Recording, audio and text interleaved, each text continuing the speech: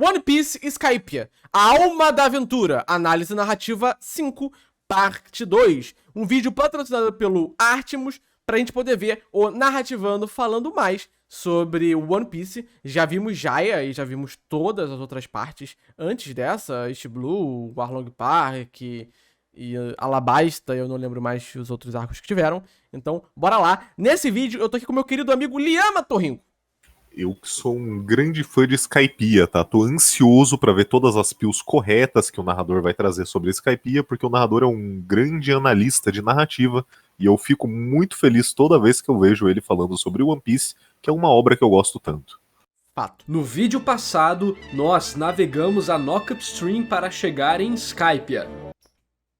E hoje vamos desvendar os erros... Essa cena que é literalmente minha cena favorita do anime de One Piece. Acho foda legal mesmo. E acertos narrativos desse arco. Depois de ficar extremamente satisfeito com Jaya, eu esperava muito dessa parte Ih, será que ele se decepcionou? da história. O pessoal geralmente não gosta muito de Skypiea, né? Fala que é chato, fala que pulou. Eu consigo compreender não gostarem de Skypiea na primeira vez que estão lendo, sabia? Porque eu acho que Skypiea é um negócio que requer certa experiência com One Piece pra você começar a gostar dele. Mas eu vou te falar que Skypiea pra mim, eu tava tão encantado com One Piece que eu gostei muito da vibe. Mas eu acho eu gostei. que Skypiea tem muito bullshit, assim. Eu gostei já na primeira vez. Eu acho que Skypiea assusta principalmente por causa das proporções dos poderes do Enel. É a primeira vez que a gente vê alguém que tem um poder de uma proporção tão grande assim. Que não o Enel, serve pra nada. então, o Enel, ele tem controle divino, literalmente divino sobre aquela ilha. Ele consegue matar qualquer um em qualquer lugar. E daí foda-se, né? Foda-se o poder dele. O Enel, ele dá um choque de 10 trilhões de volts em alguém E a lá, pessoa né? sobrevive, foda-se. Isso me irrita um pouco. Eu acho que as pessoas tinham que ter morrido nesse arco, algumas. Pra Eu dar um também peso. acho. Bom, Mas ele tirou Oda. o velhinho podia ter morrido. É, né? Ele tirou Oda, se não tirou Oda, né? Vamos lá? Mas e aí? Será que ela entregou tudo que prometia? Será? Eu sou o narrador Ele é? e nessa história eu vou te contar sobre Skypiea, a alma da aventura, parte 2. Tá. Essa análise vai ser do mangá, do capítulo Tá. 237 até o 302. Caso o que eu fale aqui fique um pouco diferente do que você lembra, é porque provavelmente Eu gosto muito dessa fio dele. Se eu falar alguma coisa aqui que vai contra o que você lembra, na verdade você viu o anime, né? Você não leu o mangá. você assistiu o anime, Eu gosto muito dessa fio dele. que não é o foco aqui. Mas deixa aí nos comentários Cara, é muito foda essa fio dele. Volta ali naquela imagem um pouquinho. Parece que a Nami tá segurando uma foice por causa da espada do Zoro. Parece. E seria muito bacana se ela usasse Seria uma muito foda a Nami com uma foice, tá? assistiu o anime, que não é o foco aqui. Tá. Mas deixa aí nos A culpa é sua. Tá? comentários o que você acha que o anime melhorou ou que ele piorou nesse arco. Vamos começar essa análise exatamente de onde paramos na parte 1. Depois de muitos acontecimentos, os Chapéus de Palha fazem o impossível e navegam a Knock Upstream, uma corrente vertical que perfura os céus. E ultrapassando a barreira de nuvens, eles acham o Mar Branco. Como Caralho. Oda não é bobo, ele já começa Ah, bobo sou eu, né? Cadê o vídeo dele me chamando de bobo? Cadê? Cadê o vídeo dele me chamando de bobo? Me dá aí. Me dá aí, me dá essa porra aí. Você não tem ainda, eu te mandei, Não tá tem, ali. então Tá no manda aí. privado do Telegram. Telegram? Tá lá. Calma aí, deixa eu pegar o vídeo dele me chamando de bobo. O Oda pode não ser bobo, mas bobo sou eu, né? Que nem eu falei aí, ó. Ô, Luca, eu vi um dele do vídeo lá do Solo Bem-vindo de Leveling. volta. Vai continuar a ver Vinland Vou sim, Saga. Joel. Obrigado demais aí pela inscrição. Não sei se eu agradeci o Andrade também, o Cavote. Eu vi, até comentei. O Mitch é muito bobo, né, cara? Ele fica fazendo lá, tipo, a parada pra ser a live mais Sou bobo. zoeira e tal. Mas às vezes eu acho que ele pega no pé de uns detalhes, tipo, meio nada a ver, tá ligado? Extrapola pra sacanear. Mas fazer o quê? Eu sou criminoso. Essa é a verdade. Eu e o Haluka estamos no mesmo patamar. O Oda pode não ser bobo, mas eu sou, tá? Fica aí a reflexão do narrador. Começa a estabelecer as regras do local, como o mar de nuvens funciona, o ar rarefeito, a vida marinha ou aérea, aeronáutica. Pô, dá pra ver que ele fica puto, tá? Ele fica claramente puto com o Jack. Ele fica. Ele fica puto com o Jack. Não, ele extrapola e tal. Ele fica muito puto. Eu amo o narrador. Ele fica muito puto. Vamos lá. náutica da região, tudo com muito bom humor para nos deixar interessados nos diálogos. Inclusive, nós já temos momentos relevantes para a história, mostrando o membro da guerrilha e o Cavaleiro do Céu, dando Guerrilha? Isso é coisa comunista. um belo foreshadowing das coisas que vão acontecer mais pra frente. Chegando na cidade, temos também uma aula de criatividade e world building. Diversos conceitos novos são apresentados, tanto de ferramentas como os dials, quanto da sociedade em si, preparando o terreno para coisas mais importantes no futuro, deixando o leitor a par dessas possibilidades.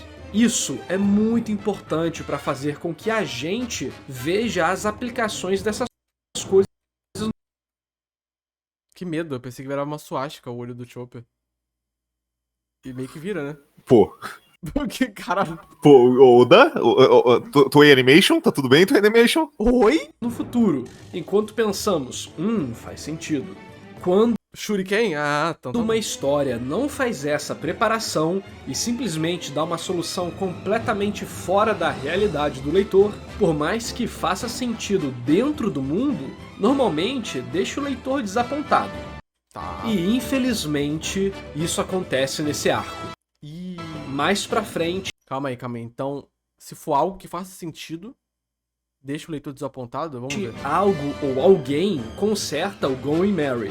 Esse evento só aparece naquela hora e nunca mais é tratado até o fim do arco. Acho que foi o Ah, tá de sacanagem, cara. Ele realmente...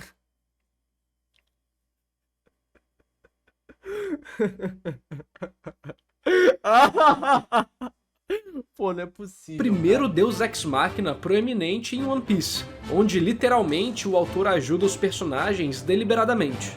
Eu comentei sobre esse tipo de atitude no meu vídeo passado, mencionando as regras de roteiro da Pixar. Esse acontecimento não modificou a história inteira, só influenciou uma pequena parte. Então, não chegou a me preocupar muito, só que fico com medo que esse tipo de coisa possa começar a acontecer daqui pra frente. Pô, isso é loucura. Ele vai reclamar pra caralho quando o Mary aparecer lá no final do arco da Ele cidade vai. salvando. Nossa, ele reclamar vai, muito, ele vai, cara. ele vai. Se bem que. Eu quero acreditar na capacidade interpretativa do narrador, vamos lá.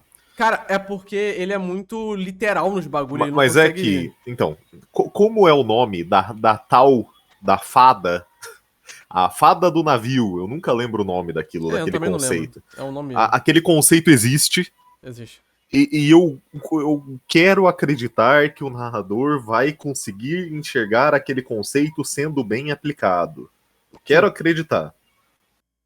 E meio que o mundo de Isso. One Piece. É que nem ele falou, se faz, não é porque faz sentido no mundo de One Piece que seja algo bom, mas é tipo, aquilo ali é só um Oda cozinhando a situação do Barry Exato. no futuro. Então, vamos lá. Enfim, voltando pra Skypiea, podemos ver que as pessoas da cidade e o guerrilheiro são bem diferentes, novamente dando dicas indiretas do que está por vir. E a dica principal que acontece aqui é a relação das pessoas e do Anel, que mostra pra gente o enorme nível de influência e terror que ele tem sobre aquela população. Isso é demonstrado muito bem pelo fato da própria Connis ter denunciado eles pra polícia, e essa confissão dela mostra pra todos nós do que o vilão é capaz. Conseguem ver como tudo é meticulosamente feito pra administrar nossas expectativas na aventura? Ah, e outra coisa que preciso destacar é a comédia. Ela tá muito melhor que antes, Verdade. me fazendo achar graça várias vezes. Gostei muito do fato de estar trabalhando o humor mais no contraste, no absurdo, e não naquela fórmula chata de gente gritando e rostos gigantes. E chegamos em Upper Yard. Ó. Somos recebidos com uma Não gosto como ele passa que Ex Machina é um erro, é um ruim. Então, Deus Ex Machina né, é um Deus Ex Machina ali, se a gente for olhar dentro das regras do roteiro. Mas, de fato, essa demonização do Deus Ex Machina é engraçado. contextualização do lugar e aquela comédia boa que eu comentei. Mas, infelizmente, o que é bom dura pouco. E temos o Satori. Machina. Mano, esses designs dão raiva. qualquer personagem gordo no mangá, o narrador fica puto, né? Já notou, cara? Bizarro. Não, sério. narrador. Não, você já notou que qualquer design meio, tipo, fora do padrão, ele fica muito puto, ele não gosta, assim? Tipo... Eu gosto tanto dos designs diferentes do Oda. Eu acho que encaixa muito com o universo de One Piece. Esse personagem é muito chato mesmo, isso é verdade. Não, esse personagem é um merda, isso é verdade. Farpou? Não, não farpei não, cara. Tipo, é que ele realmente parece que não gosta do design, assim. Porque assim, eu entendo, é ridículo alguns, mas isso aí é, tipo, normal dentro de One Piece. Tem uns que são muito piores, tipo o cara das pérolas lá do arco do Sanji. Ele é ridículo, mas tá, é que o One Piece tem essa pegada meio cartoon, né? Então, ele foge um pouco desse padronização de designs que a gente vê em manga shounen, onde todo mundo tem que ser cool, maneiro e tal. E eu gosto disso em One Piece, eu acho diferente. E toda vez que aparece um personagem muito diferente do padrão, ele reclama e ele não gosta. Então é engraçado, só isso. Temos o Satori. A parada do personagem ser gordo foi só uma piada, galera. Relaxa. Mano, esses designs dão raiva. Talvez seja feito pra isso mesmo. Então, parabéns pro Oda. Mas, cara, olha isso. É uma bola. É o Pearl Man 2.0. Sério, não tem como não comentar. Só que, como eu falei antes, não vou ficar enchendo o saco por isso. Tá bom. Já entendi que One Piece é maluquice mesmo. Porém, gostaria de aproveitar esse momento para falar que os designs dos inimigos secundários é bem fraco em geral. Os sacerdotes são bem... meh, assim como a maioria dos membros da Baroque Works. Espero que isso melhore no futuro. Pô. Assim... Cara, eu acho os designs ok. Não tem nada de horrível nesses designs dos vilões. Tipo, tem algo de ruim, de horrível nesses designs, cara? Pô, particularmente a Baroque Works, eu acho eles muito fodas, inclusive. Eles representam o que eles têm que ser. Eles são uma organização secreta, cada um deles tem uma peculiaridade e eles são isso. É que, tipo, eu realmente não entendo a pio dele com os designs de One Piece. O que ele tava esperando? Ele tava esperando algo, tipo, sei lá, Bleach, que todo mundo é bonitão e... Pô, mas foda. assim, se ele estivesse esperando algo Bleach, você não consegue ver todos esses personagens da Baroque Works como personagens de Bleach? Em algum lugar eles se encaixam. Não. Tipo, Muito fácil. eu acho que ele quis dizer genérico. Pô, mas aí Pô, tá errado pra caralho, então. assim, genérico nenhum Não é. desses. Assim, forçando muito a mulher da direita ali. É o mais genérico que tem aí. De resto, nenhum deles. Assim como a maioria dos membros da Baroque Works. Eu não acho que ele quis chamar de genérico, não, cara. Espero que isso melhore no futuro.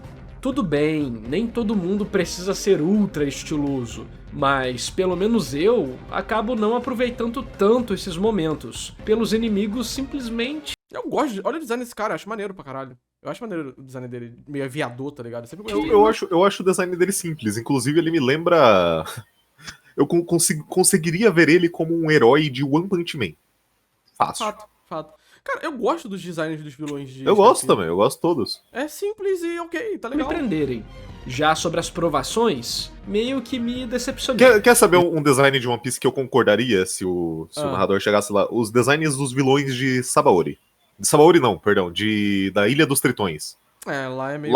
Lá eu acho, tipo, tanto o Rod Jones a gente entende, mas os outros eu acho meio qualquer coisa. Sim. Se você discorda do narrador, Mitch, é porque você viu o anime, é verdade. Tem razão. Ele tá botando imagens do anime, inclusive, então isso é uma arapuca que ele tá montando aqui, né? Ele quer que a gente discorde dele falando sobre o anime pra ele estar certo. Fato. O narrador é muito inteligente.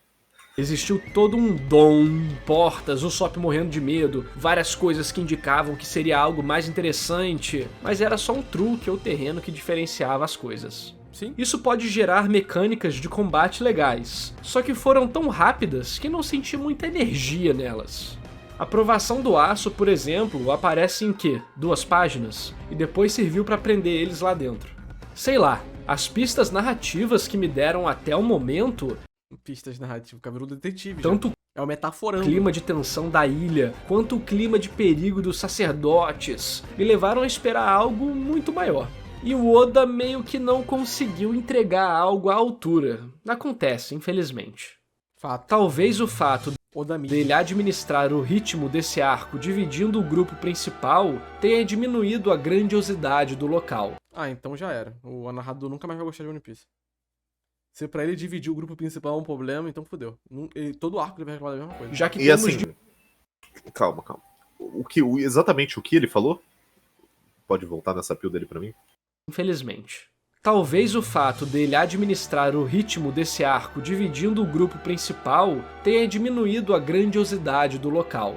Eu acho o oposto. Eu acho que ele eu acho dividir o oposto. ajuda a exaltar a grandiosidade do Porque a gente local. consegue ver vários pontos do local. Ele precisa dividir justamente por causa da grandiosidade do local. Exato. Todo arco Que é é. literalmente assim. Então, e daí assim. O arco em que eles mais estão juntos, depois disso daí, é Thriller Bark, que é literalmente o lugar menos grandioso. Sim, exatamente. E Sabaody depois. Sabaody, porque eles estão andando todos juntos por um propósito. Eles têm um Exato. motivo pra estarem juntos. Já que temos diversas linhas de histórias acontecendo ao mesmo tempo. Sim, narrador. É por isso que ele dividiu. Por exemplo, os Chandorianos são apresentados antes de simplesmente invadir, com seus próprios conflitos internos e objetivos. Isso faz com que a cena de invadir, devido à oportunidade que foi gerada, seja muito mais orgânica do que se eles simplesmente aparecessem do nada. Mas várias coisas desse tipo acontecem, e aí as provações meio que são esquecidas. Outro ponto narrativo que ganha mais importância do que as provações, e ainda bem que ganhou porque é incrível, é a história dupla do Chopper sendo resgatado por algo misterioso e a Nami encontrando O Chopper a outra metade O Chopper nesse arco é pica, né? Ele luta com 3 provações, tá? E ganha uma. O Chopper é foda. da casa do Cricket, mostrando que aquilo ali E ele é resgatado pelo navio, não é? Eu não consigo lembrar, eu acho que sim. Ele fala que o Chopper foi resgatado por algo que não tem explicação. Mas eu tenho quase certeza que é algo relacionado ao navio, porque ele tá protegendo o navio. O Gunfall, sim, o Gunfall aparece. Mas ele tava protegendo o navio, tinha algo com o navio também. Então, mas o resgate. Eu acho que o que o narrador tá querendo se referir é ao Gunfall. Tá. Porque ele fala algo que não tem explicação, mas no sentido de não tem ainda. é Jaya, e quem salvou o Chopper foram os Southbirds. Ah, tá bom. Esse entrelaçamento de histórias para essa resolução do mistério foi muito legal e me deu arrepios. O fato de várias peças irem se conectando, tipo os mapas que eles conseguiram em momentos diferentes. É por isso que o narrador tem que ter calma. Se ele for afobado, ele não vai aproveitar nunca. Porque o One Piece é esse ritmo lento, mas ele vai, ó. Eu acho que, principalmente depois de Skype, que é quando a história começa de fato a ser desenvolvida, que a gente começa a ter toda a ideia dos Road Poneglyphs, eu acho que analisar arco por arco vai complicar a vida do narrador. Ele vai, E a gente sabe que ele vai reclamar disso, porque a gente viu vídeos recentes ele vai, dele reclamando disso. ele vai perder proveito. Vai perder proveito. diferentes, mostra como tudo aquilo ali é vivo e dá uma sensação de que todo E dá legal, esse tá? mundo existe independente de estarmos lendo ou não. Esse é um dos objetivos de qualquer um que faz world building, e Fato. não é fácil de alcançar. Esse momento foi uma confirmação do meu sentimento quando eles navegaram na Knock Upstream. Essa é uma aventura de proporções épicas, É uma epopeia, como disse João Carvalho. com acontecimentos inimagináveis que quebram a barreira do impossível. Fato. Fora que é um exemplo genial de foreshadowing. Todas as peças estavam na nossa cara. Os 2 mapas, o fato daquilo ser terra e não nuvem, a história da cidade ter sumido, a explicação de como funciona a Knock Upstream. Incrível. Mas agora, aprofundando um pouco na trama desse arco, Lá vem. em Skypiea, o foco não são os protagonistas. Diferente dos outros grandes arcos, eles não têm nenhuma relação com os acontecimentos da ilha.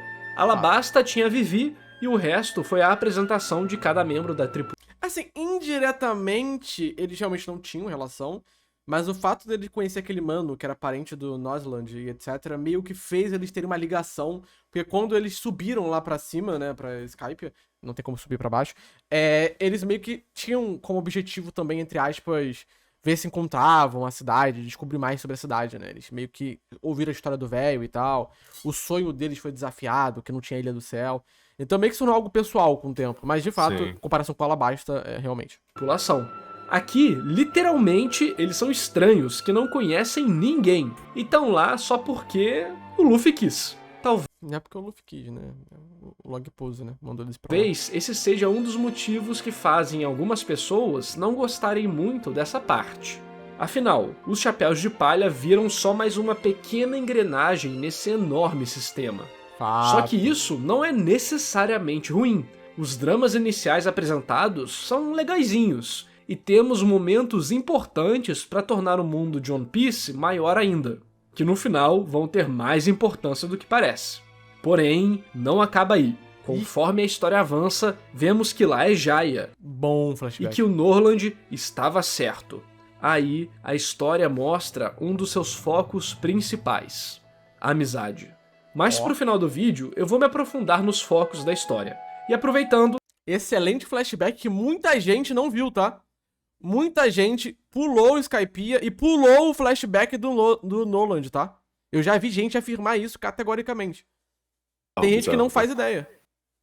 Não, bizarro, bizarro. Não, é bizarríssimo. dá o like, se inscreve Eu não sei qual foi o youtuber que puxou essa pio que pode pular Skypiea, porque eu tenho certeza que isso foi alguém que falou. Eu lembro há muito tempo atrás que eu vi alguém influente falando isso, não lembro quem, que podia pular Skypiea e os caralho, e alguém acreditou nisso, as pessoas acreditaram nisso e começou essa loucura, tá ligado? no canal e ativa o sininho. Toda semana solto análises técnicas de animes, mangás e jogos, que você só vê aqui.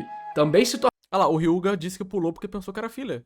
Alguém provavelmente puxou essa pio também, que Skypiea era filha. torna membro do canal. A partir de R$5 você ganha várias coisas legais.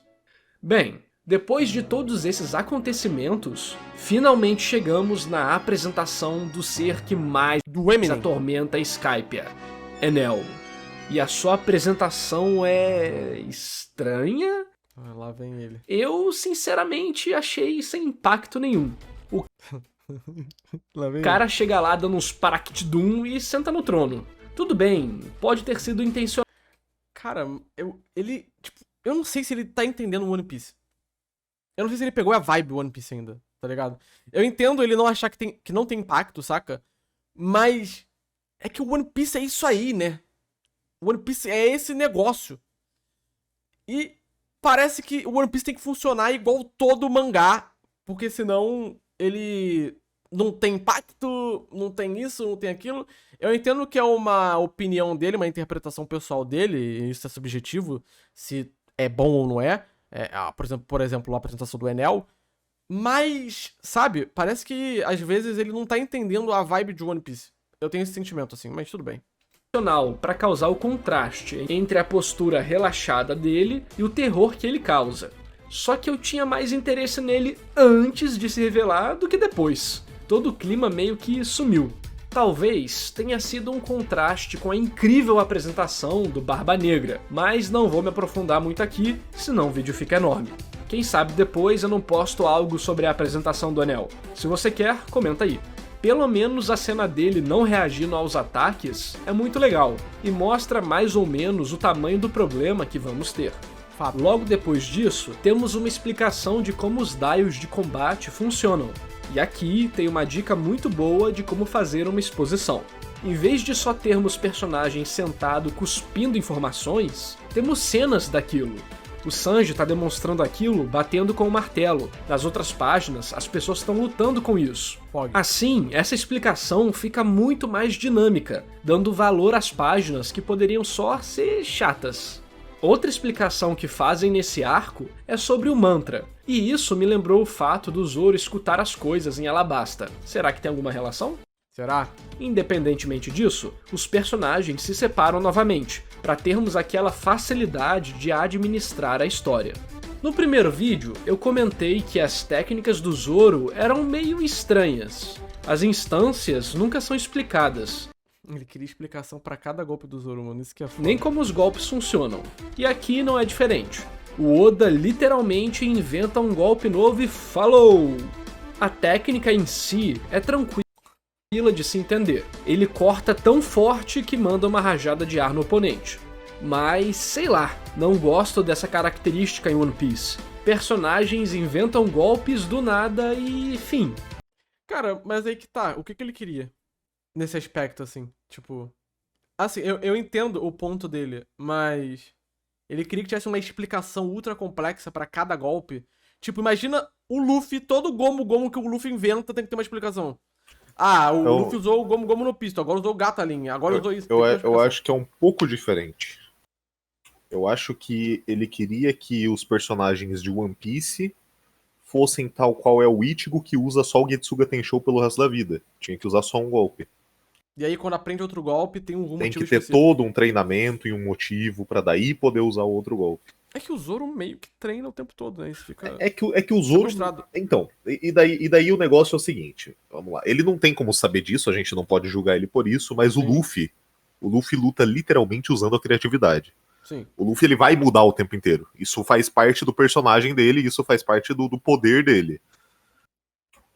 O Zoro, ele meio que é um espadachim, ele tá usando só técnicas de espada diferente, não tem como ele ter uma técnica só. É, ele tem técnicas de Santorium, Nitorium, Itorium. Então, ele é um espadachim completo, ele tem técnicas de todos os estilos de espada que ele aprendeu e ele usa vários.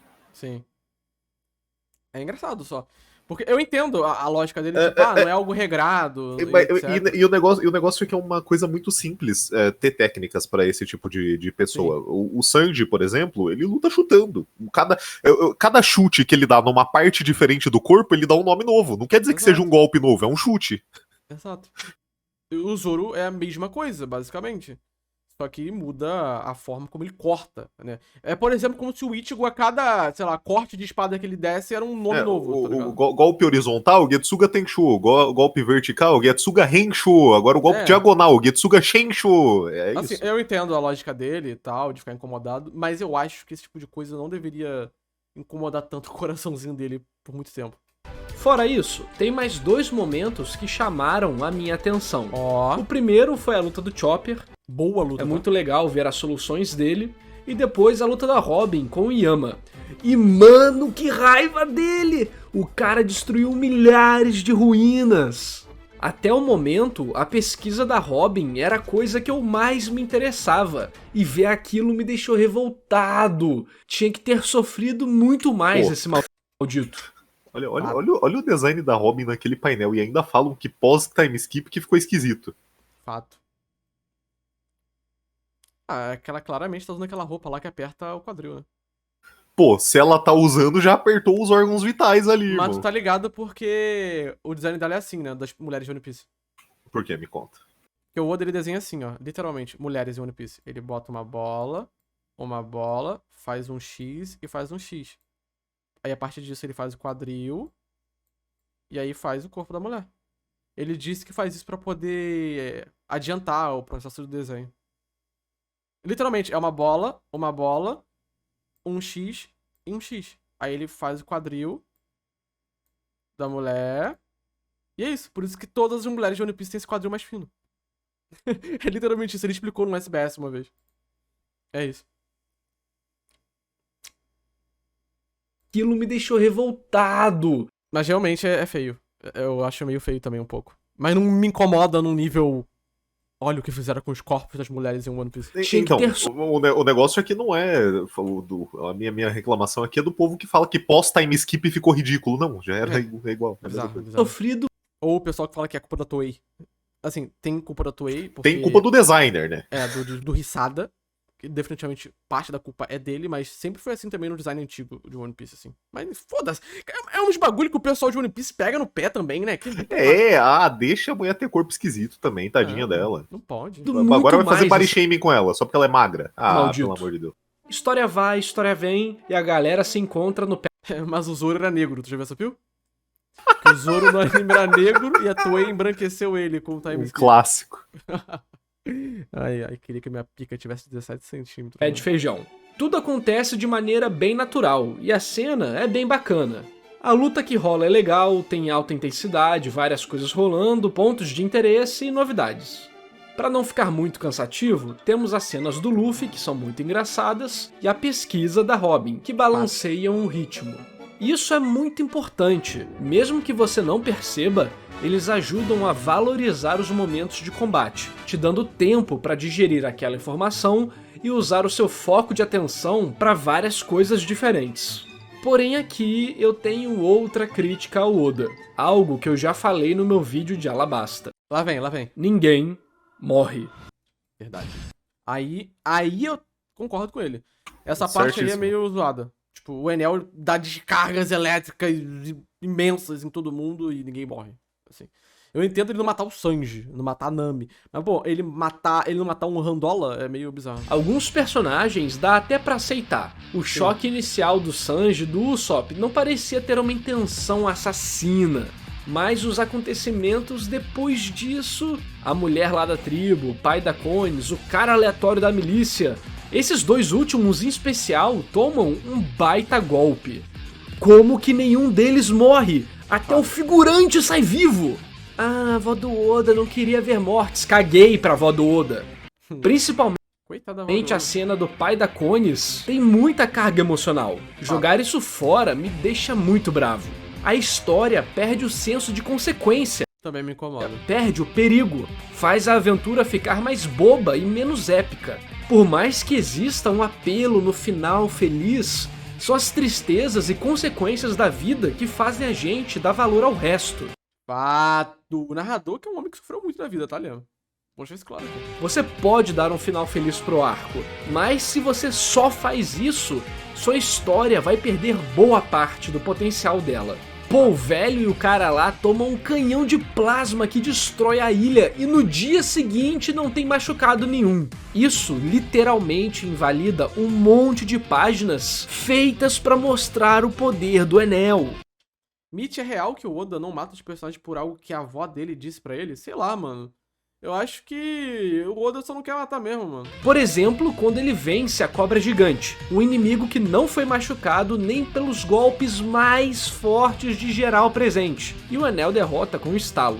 Depois disso, o Enel derrota todos, antes de ir pra Maxim. Ali era um momento sem brincadeiras, ainda mais quase tendo sido morto pelo Dio lá do Reject. Infelizmente, aqui era o momento pra todos morrerem. Todos? Calma também, né? Calma. Quer matar o Zoro e a Robin, mano? E claro que isso não podia rolar, por diversas questões.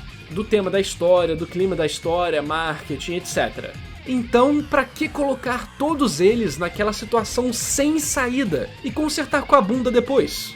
Todo mundo gosta de falar como no anime X ou Y ninguém morre, discurso no jutsu, tudo de acordo com o meu plano, e etc e tal. E todas essas críticas estão certas, mas quando é One Piece... Todo mundo critica também. Né? Eu realmente nunca vi alguém passar pano pra esse tipo de coisa em One Piece. Literalmente todo ser humano que assiste One Piece critica a mesma coisa. Ninguém... Tem a fanbase tóxica, mas até aí tem todo o anime também, né? Ele... Pô. Ninguém reclama dos personagens não morrerem.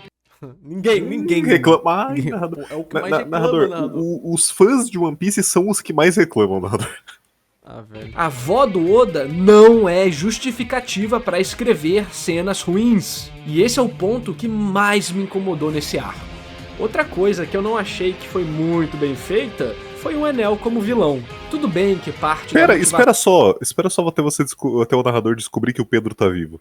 A ação dele é puramente o seu complexo de Deus, e ele simplesmente quer destruir a ilha por puro prazer e arrogância. Mas ele tá desconectado das duas âncoras emocionais desse arco, que são os protagonistas e a história de amizade entre os guerrilheiros e o Norland. Mas não é muito foda, é real isso que ele tá falando. O Enel está desconectado de tudo isso, porque ele é Deus, ele é uma existência superior a tudo isso. Ele é pra ele estar desconectado, o objetivo dele é outro, e ele conclui o objetivo dele.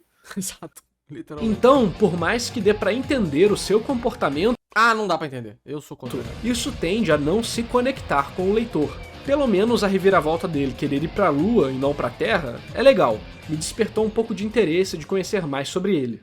Uma cena bacana que o Enel gera é a Connis falar que ele não é o Deus verdadeiro e desafiar a sua autoridade na frente das pessoas, já que ela foi a responsável por denunciar os Chapéus de Palha no início.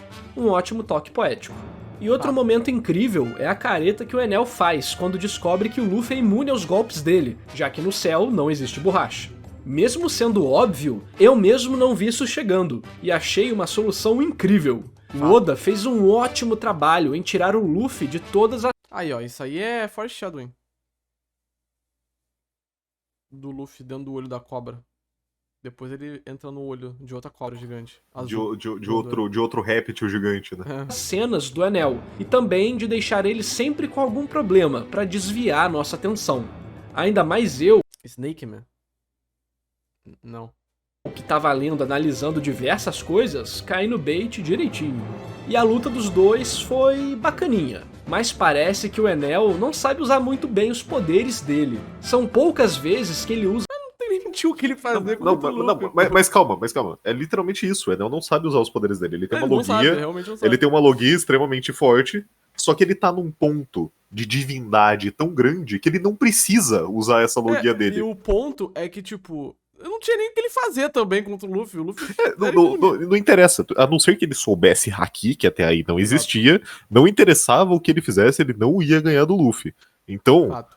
e assim, pras outras pessoas de Skype, não tem motivo pra ele saber usar os poderes mais que isso, ele só precisava dar um raio. É, mas quando o Enel voltar com o hack torando com 1 bilhão de recompensa, eu quero ver. Quando o Enel voltar. Você sabe que o Enel é parte da Cross Guild, né?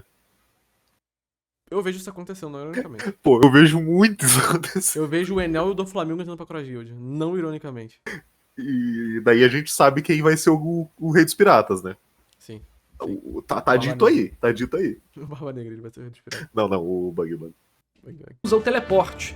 Ele também nem faz a Nami de refém ou prevê/desvia dos golpes do Luffy. O pior é que em alguns quadros ele faz isso, mas parece que o Oda percebeu que a luta ia para um caminho que ele não gostaria se o Enel realmente lutasse como deveria.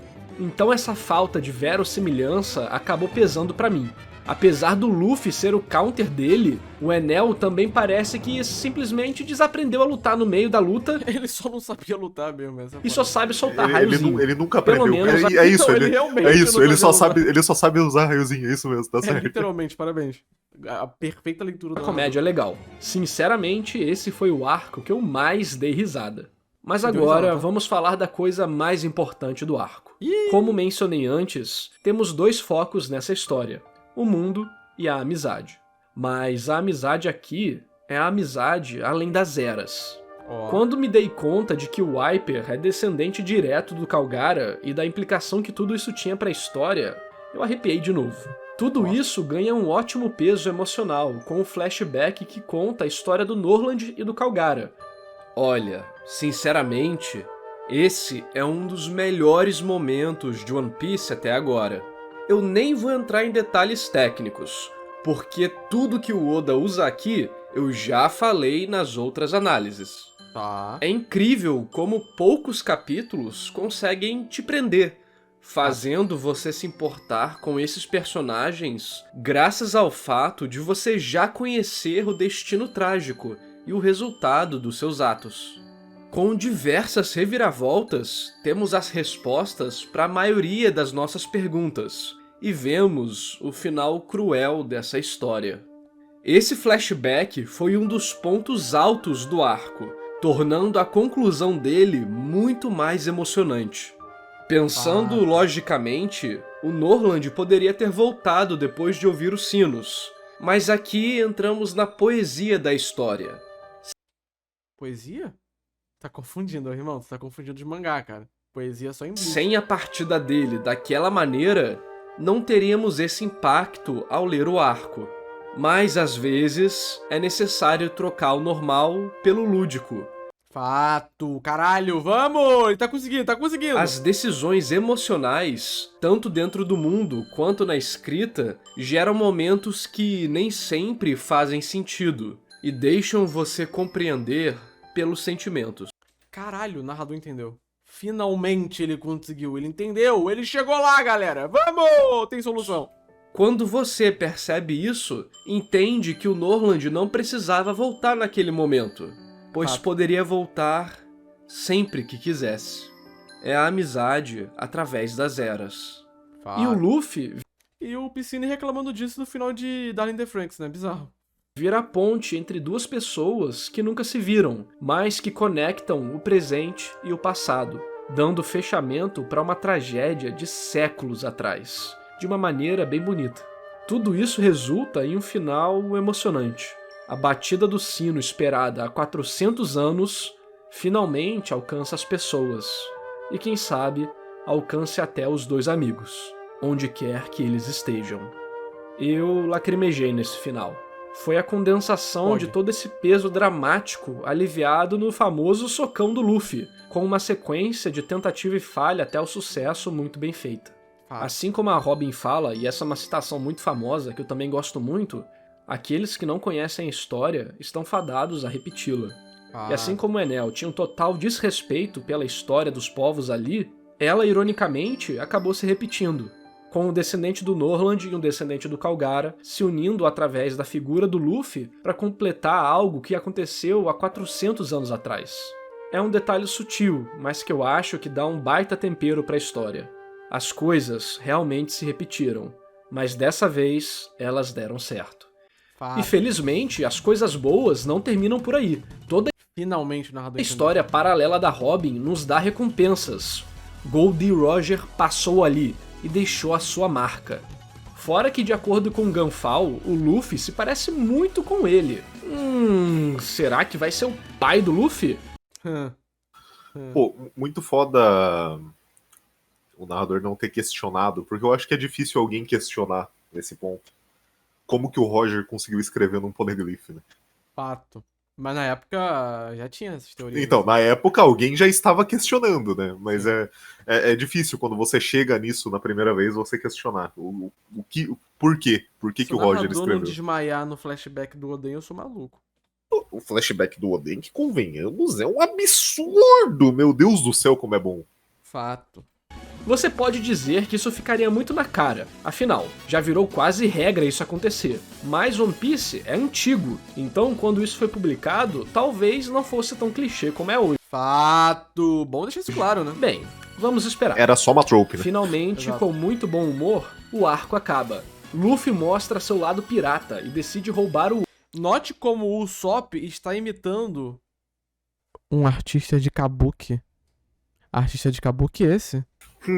Que veremos em um ano como um traidor. O ano Terra de Oden, que escreveu no poneglyph do Roger ali. Era tudo foreshadowing, eu da gênio. Tava ali o tempo todo, cara. ouro do estômago da cobra, e a tripulação foge, achando que estão sendo perseguidos, quando, na verdade, iriam ganhar mais ouro ainda. Só não é mais Isso é foreshadowing do que o Nika.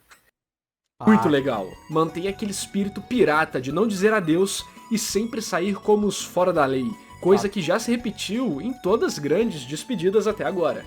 Assim, depois de muita aventura, emoções, lutas e de fazer o impossível acontecer, nós Pô, ele não citou o melhor quadro desse arco, que é o pessoal na fogueira dançando, mano. Aquela página dupla é muito foda. Muito foda, muito É foda. muito descemos de volta ao Mar Azul, nos despedindo de uma aventura tão louca Muito se fala sobre o soco que o Luffy deu no Tenryubito, mas pouco se fala sobre o soco no sino, que foi muito mais foda, tá? Fato. quanto um sonho. O que nos espera nessa nova jornada? Depois de tudo isso, eu mal posso esperar. Eu espero que você que chegou até aqui tenha gostado do vídeo. Mas eu adorei, narrador.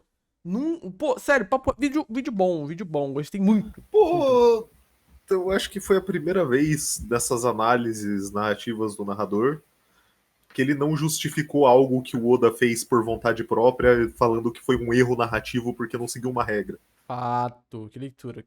Bom vídeo do narrador, gostei. Gostei.